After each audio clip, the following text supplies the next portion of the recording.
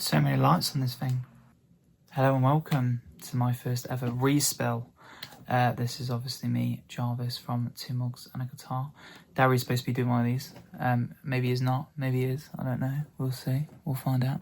I believe he's doing one on Amnesiac. So basically what this is after we've done a reaction or review of an album, if our opinions have gradually changed of the album over time, thought it might be good just to do a little update and just kind of voice our new updated opinions on said album.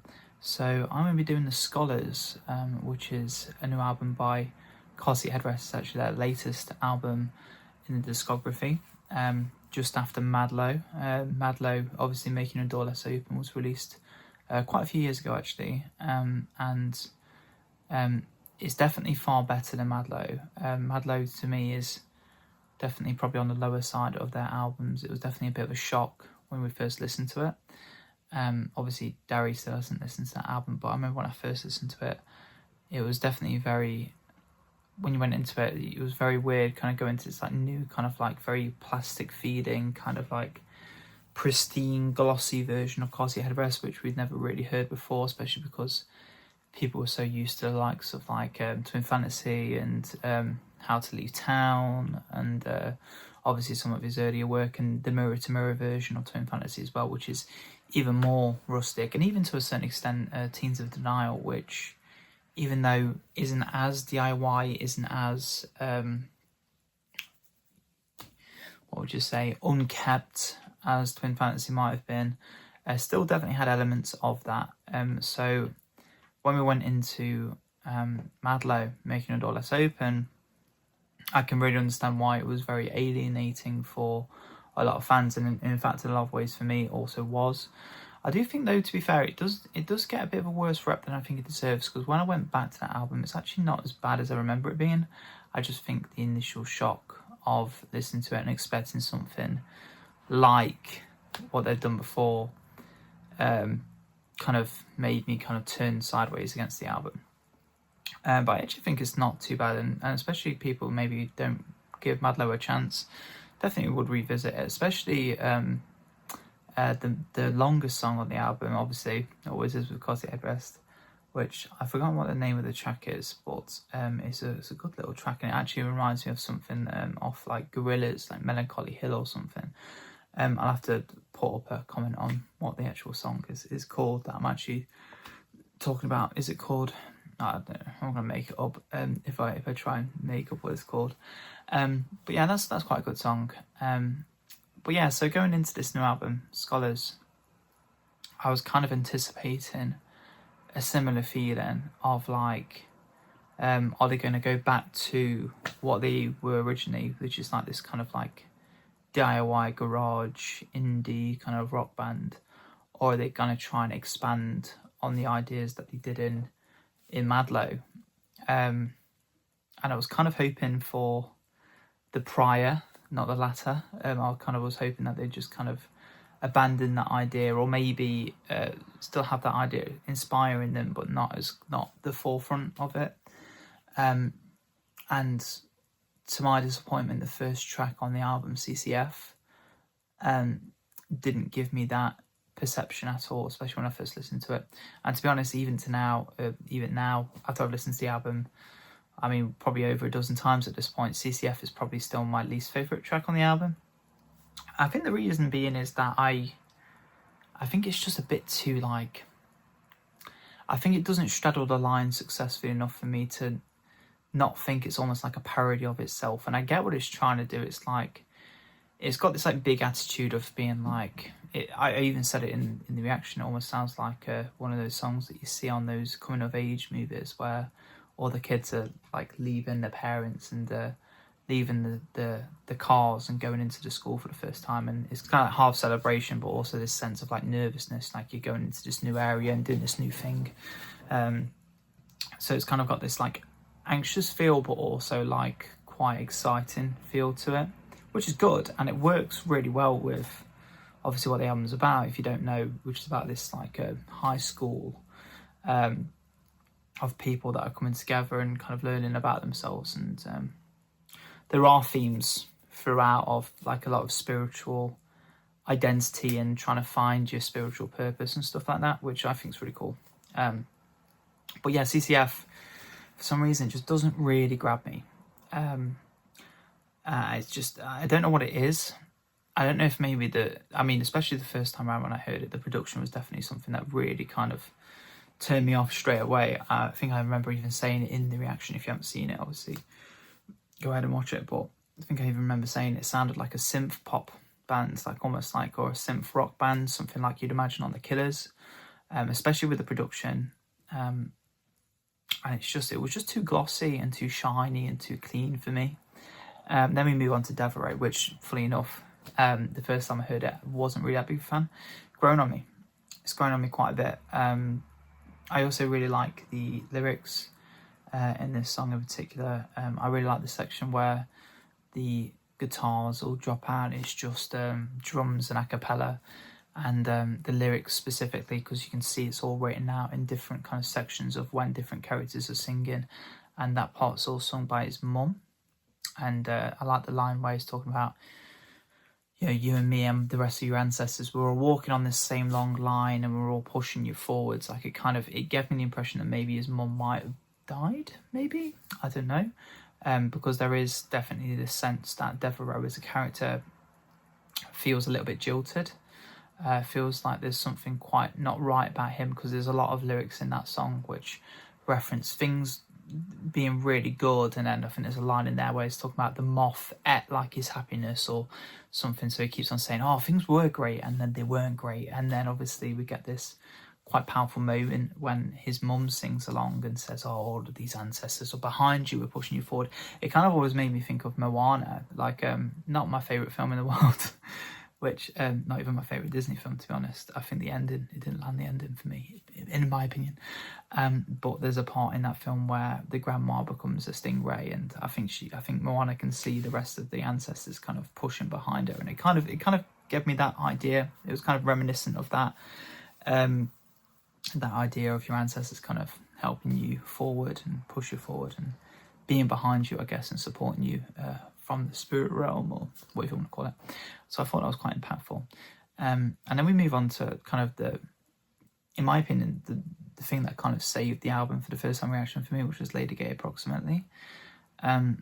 Which, again, like, this song, production-wise, it definitely takes a shift, like, because the first two tracks are very glossy, very clean, very anthemic, quite big sounding, very large as well. And then we get this, like, quite intimate acoustic guitar ballad, which is mainly just him playing guitar and singing. There's not really much else in terms of instrumentation. I believe there might be a second acoustic guitar, if I'm right in saying that, but there's not really much else going on. It's mainly just an acoustic ballad. It's sung really well, and it's got this right. So this is one of the few songs that I feel like I got quite wrong. So I was getting the impression that Lady Gay, the character, was almost like some saintly figure who kept on seeing all of these premonitions, and I think I was getting hung up on the whole spiritual element of the album, so I wasn't really seeing the communication aspect of the song. When I looked into it a little bit more, I found out that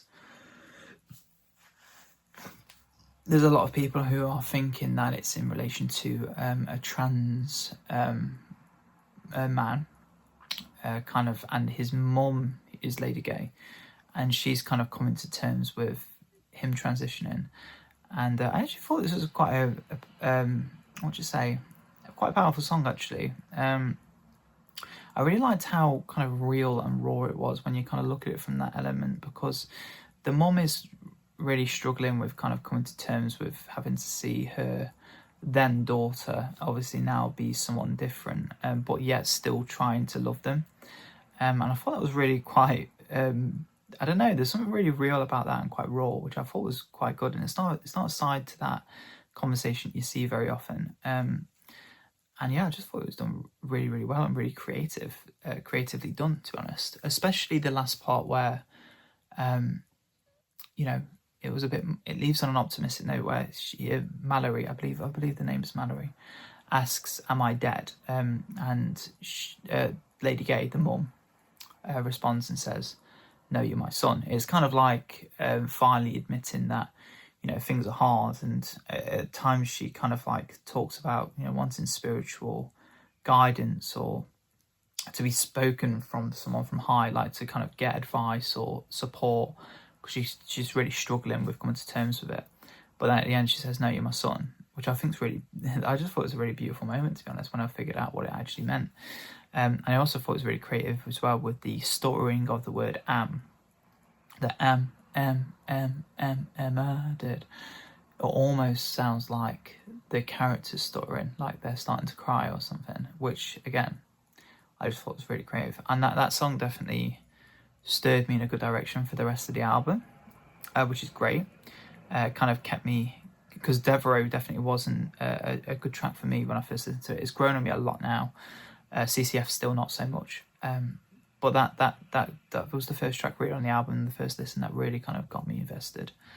And then we move on to the Catastrophe. The Catastrophe, like, it's not one of my favourites on the album. It gives you a little bit of whiplash when you listen to it, especially the first time, because it's constantly going from like 0 to 100. Well, not 0, but like maybe like a 60 to like just straight 100, and just blows up in your face. And I suppose it makes sense when it's called the Catastrophe. It's obviously going to need to be quite big and quite brash and kind of throw you all over the place. But it definitely was quite disorientating, especially the first listen. I think now I enjoy it a bit more just because I kind of know and I expect when the changes are going to come into play. Lyrically, this isn't one of those songs that I really gravitate towards. I think Lady Gay and Devereux are good, and CCF, to be fair, is still good. And CCF, to be honest, does kind of link back to this thread, this kind of chain of like, how do I say it, like not living up to your family, or like kind of concerns about your parents not really seeing you the way you want to be seen or respecting you, or, you know, there's a constant thread throughout nearly all of the characters where there's definitely this kind of like parental kind of like cloud kind of hanging over them all, which makes sense as well, because of course they're all characters going to college, so of course, you know, you're kind of leaving that relationship behind for the first time, so obviously it's going to be something that might be daunting, you know, and might be floating over you the whole time. But I really like the way they addressed a lot of the kind of like parental issues, and it was kind of like a nice constant theme, as well as the kind of spiritual theme that was flowing throughout as well.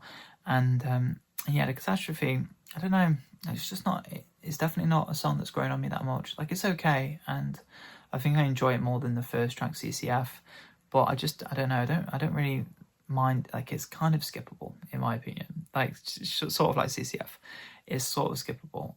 I still enjoy it when it comes up, but it doesn't make me go crazy. Like, the best part on the whole album is the song, is when the birds come in, the birds of sorrow, doubt, and I want to say depression, but I don't think that's right. You know, they start saying, "Is it you or the sickness that's is it the sickness that's, I don't know, sickness that's doing something?" Basically, he's talking about, you know, I believe it was coming across to me as almost like a metaphor for anxiety or maybe depression. That these birds were kind of like putting a lot of pressure on the characters in this band, and kind of filling them full of, funny enough, self-doubt, and kind of trying to get them to crumble. And I thought it was a great moment, and it almost does feel like, you know, the voices in your head as someone who's like autistic or trying to find their place in the world or whatever, and they're starting to kind of have these self-doubts and these worries, and those birds definitely did capture that energy, which I imagine is probably what Will Toledo did intend, I can imagine. And then, yeah, Equals again is a great track. I really like, I think Will Toledo's vocal performance in this track is really good. I think he's very emotive in this track in particular, especially when he sings the line, "Is that all that I am?" Yeah, "Am I guilty again? Is that all that I am?" You know, I just felt like because his voice cracks in that moment. I think it's just really good. I think that song has a nice pace to it as well, and a lot of nice rising crescendos, and it's a good track. And again, it was kind of another track that kind of brought me back in after the Catastrophe. I think for me, the album kind of goes like 1, 2, it's like duh duh duh, and then duh, and then duh. You know, it's like it dips and dives a couple of times. But Equals is still a good track, and it definitely spanned me back around after Catastrophe the first time around. I do enjoy coming around to it as well as a re-listen. But now, I think we get to the real meat of the album, and I think we all know where that meat begins. Gethsemane or Gethsemane, or however you pronounce it. I mean, Reality and Planet Desperation is one hell of a 3-track run, and it's nearly like half an hour of music that's just so fun. So many tosses and turns, and Gethsemane really, it was the track that made me want to do the album in the first place, because I heard that as a single, and I was excited about it because it wasn't really the direction I was expecting to go in, especially after Madlow. I was expecting more of that, whereas Gethsemane kind of felt like a nice kind of blend and meeting in the middle of that Madlow idea, but also kind of staying true to their roots, especially with the lyrical density as well. And man, these 3 tracks are they're definitely the standout tracks on the album, 100%. And I can't really imagine anyone doubting that. I will say this: Planet Desperation isn't my favourite anymore. Out of those 3, it's very close. Planet Desperation is an absolutely fantastic song, but there's just something about Reality for me that is just, I don't even know, like it's a 10 song for me. I think my ratings have kind of become a little bit more realistic now that I've listened to the album for me over and over again a couple of times, because I gave a couple of 10s out just because I thought they were great. I didn't really know where to place them, but now I've kind of got it in my mind a little bit better. But that song's a 10. I love Reality. I think it's, I don't know, something really alluring about it, and just something really like relaxing, and like it's definitely thought-provoking, but like it's, I don't know, it's just really beautiful. And the momentum that song has, the way it keeps building and building and building, but then when it breaks down, we have that bridge with Will Toledo, which sounds like, to be honest, like a nylon acoustic guitar. It doesn't sound like a regular steel acoustic, but like a classical, like Spanish guitar kind of style. That's what it sounds like to me anyway. It doesn't sound like the B string and the E string that are being plucked. They don't sound like how they typically sound on steel, which it just gives it this like really like, I kept on thinking Eternal Sunshine of the Spotless Mind, when Jim Carrey's character is starting to like lose his memory of the character played by, I want to say, Kate Winslet. I hope I'm not wrong. I think I'm right. What's her name? Tangerine or something? I don't remember her name in the show, but she's the one who always dyes her hair anyway. And he's starting to lose his memories of her. And initially, at first, he's losing all of like the bad memories, which is fine. Great film, by the way. I'm sorry if I'm giving you spoilers. But yeah, really, really great. And then he starts to lose the good memories. And that part becomes quite emotional, because you start to realise that the relationship wasn't all that, well, it had its bad moments, obviously, but it wasn't awful, you know. And I don't know why, but that part in that song, when all the instruments leave and it's just Will and the acoustic guitar, just makes me think of that scene where they're on the beach and Jim Carrey's memories are starting to run away, and he's trying to desperately hold on to those memories in the house. And she's like, the house, I believe, is like, I think it's being flooded or something, or it's falling apart because his memories is, and I don't know why, it's a really brilliant film, and it just brings me back to that. I don't know why, it's just like, it's really bittersweet in a way. And yeah, and then of course it ends with the world fell out from under me line, which again is just another great crescendo, and it's a great line as well. I think Reality is a beautiful song. It's a real piece of art, and I also love the other singer as well. When he first came in, I was a bit like, oh, it's a bit weird, but I've really grown to like him, especially in that track, and Planet Desperation as well. And Planet Desperation, I mean, what a song! Like, Reality is still my favourite, but I can't deny, you know, to make an 18-minute song that entertaining, you know what I mean, is is a real triumph, and they did a real good job of it. I would definitely say there are definitely sections in that song that I much prefer more than other sections, which is probably why it's not my favourite anymore, because I think it was just at the time when we were first listening to it, it's so exhilarating, like, because it was just changing all the time. It was like, whoa, this is unbelievable. But now I've got a bit of distance from it, and I've actually listened to it as a standalone piece. The more and more I'm starting to feel like, well, I really like 2/3 of it, you know what I mean? But there's that other third, like there's another 3 sections maybe that I'm a bit like, on, whereas Reality for me is just consistently throughout the whole thing, just a really, really, really beautiful song. And Gethsemane is great as well. Gethsemane is fantastic. And then we end on the last track, and I actually, to be honest, I've forgotten what the name of the song is because it doesn't stick out for me in my mind that much. I think it's a fun song. It's kind of like a cool little punk rock track, but I don't know. It's a little bit underwhelming. I'll be honest. I feel like playing Desperation would have been a much better place to leave it on. But I suppose, yeah. I mean, ending it with that line, you can love again if you try again, would have been such a, cathartic way to end, euphoric way to end that album. Obviously they I was thinking of, but obviously they had to finish it on something else, and it was still fun. Like, don't get me wrong, it's still a fun track, but I don't know, it's not as great as a closer. I think it could, Planet Desperation could have been. Overall, my opinions have changed on this album. I think the production originally kind of startled me, made me a bit uncomfortable. There's definitely some tracks in here that are fantastic, namely, for example, Lady Gay, approximately, I think is brilliant. I think that 3-track run, Gethsemane, Reality, and Planet Desperation are all brilliant songs as well. So there's 4 tracks on the album that are just whopper songs. In terms of like mid to good songs, we have Devereux. We've also got the Catastrophe and Equals. CCF and the last track on the album to me are pretty meh. That's my honest opinion. But more great songs than bad songs. And one thing that is an absolute standout in this album, and I'm sure everyone knows this already who has listened to the album, is lyrically this album is a monster. There's a lot going on. A lot of really cool themes.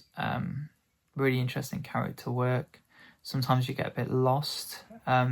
Because I do think that it's quite hard to build such character development and arcs in just a song, for example, because some of these characters they don't really return.